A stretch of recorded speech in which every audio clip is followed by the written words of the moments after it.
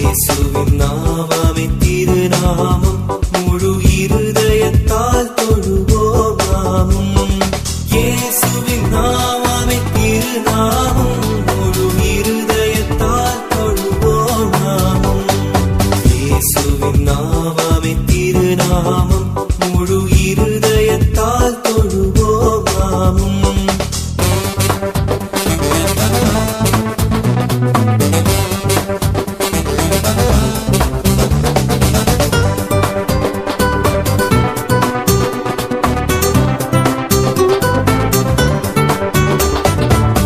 காசினி இல்லதனுக்கின இல்லையே, விசுவாசித்த பேர்களுக்கு குறையில்லையே.